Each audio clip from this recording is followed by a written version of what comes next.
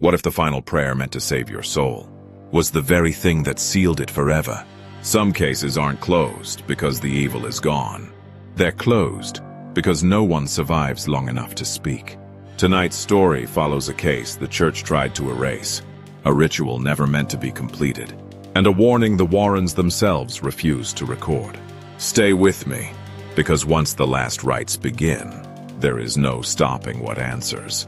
And if you enjoy dark movie stories, told in a quiet, unsettling way, you're exactly where you're meant to be. Consider liking and subscribing, so you don't have to walk into the next nightmare alone. The story opens far from comforting places.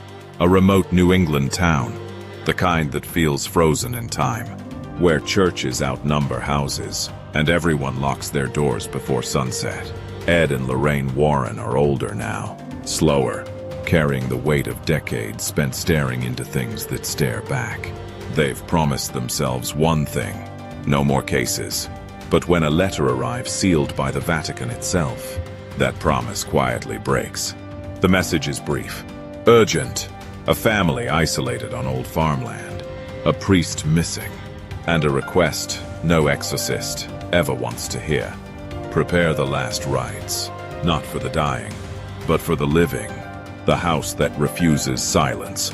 The farmhouse stands alone, surrounded by dead fields. No birds, no wind.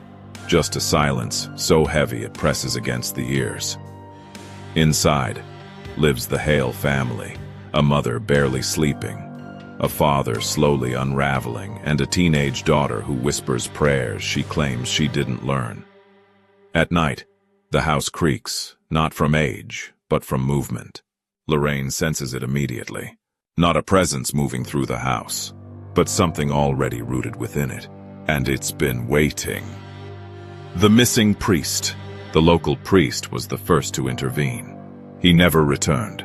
In the basement, Ed finds his journal, pages torn, ink smeared as if written in panic. One phrase repeats again and again. It does not want removal. It wants permission. That's when Lorraine realizes the truth. This isn't a possession. It's an invitation that was already accepted. The daughter's drawings.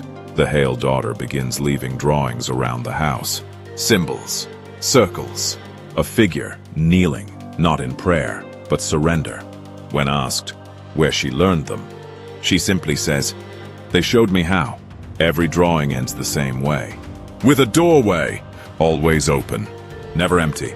The first attempt, the Warrens attempt a blessing. Nothing extreme, just enough to test the air. The temperature drops, lights flicker, and the walls respond with a low, distant sound. Not a scream, a breath. The house exhales, and somewhere beneath the floor, something shifts closer. At this point, would you have stayed in that house? Or would you have left, even knowing walking away might make things worse? Let me know in the comments, because from here on, escape is no longer an option. The truth about the ritual. Ed uncovers a forbidden church record. The last rites referenced in the letter aren't meant for comfort. They're containment. A final prayer spoken when a soul can no longer be reclaimed. Only sealed, but sealing requires a substitute. Someone must willingly remain behind. The ritual demands faith and sacrifice, and the house knows it. Lorraine's vision. Lorraine experiences a vision unlike any before. She sees herself standing in the farmhouse alone, candles burned down to nothing. The ritual completed, but Ed is gone, and the doorway is still open. The vision ends with a message not spoken aloud, but felt. One of you belongs to us. The daughter breaks. The Hale daughter stops resisting. Her voice changes, not dramatically but subtly, calmer, older.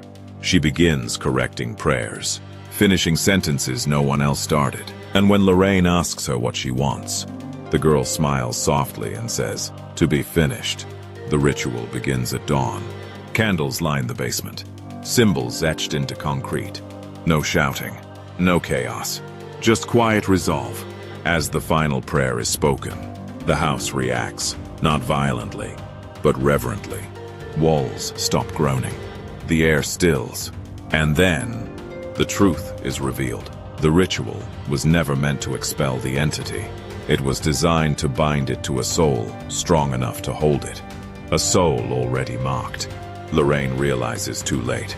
This case didn't choose the Hale family. It chose the Warrens, and it wants the one who can see beyond the veil. In the final moments, the ritual completes. The house falls silent. Authorities later report the case as resolved. No hauntings, no disturbances. The Hale family moves away. But something is wrong.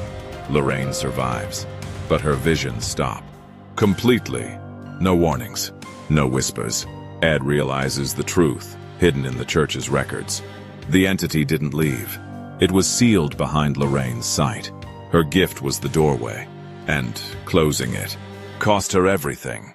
The final shot lingers on the farmhouse basement, now empty, except for one unlit candle. Waiting, because evil doesn't always scream. Sometimes it waits patiently for faith to say yes. And if this story crawled under your skin, like the video, subscribe for more eerie recaps, and step into the next nightmare waiting on your screen before it finds you first.